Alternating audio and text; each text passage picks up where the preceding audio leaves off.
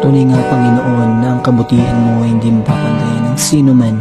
At patuloy nga, O Diyos, na pupurihin ka sa panibagong awitin, sa panibagong sigla, sa lahat ng aking buhay.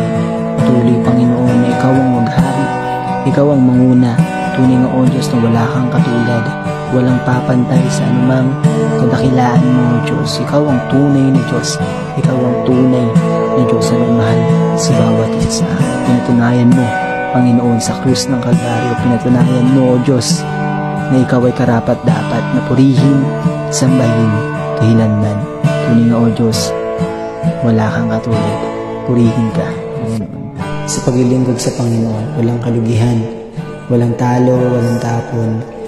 Ito yung naranasan ko habang ako'y naglilingkod sa Panginoon. Punong-puno ng kasaganahan, punong-puno ng pagpapala, punong-puno ng kagalingan, at punong-puno ng kasiyahan. Dahil ang pangako ng Panginoon kailanman ay hindi mababago, na kapag ikaw ay pinili at tinawag ng Panginoon, na ang suporta ng Diyos ay nasa iyo. Ang suporta ng Panginoon ay kailanman hindi ka iiwan at hindi ka papabayaan. Ang pangako ng Panginoon kailanman ay hindi mapapako, at kailanman hindi ka bibuguin, at kailanman hindi ka hayaan na malugmok sa anumang kalungkutan. May mga matitindimang mga problema, may mga matitindimang pagsubok, pero ang Panginoon nananatiling tapat kailanman sa kanyang mga pangako, na ika'y palalakasin, ika'y papatagin sa anumang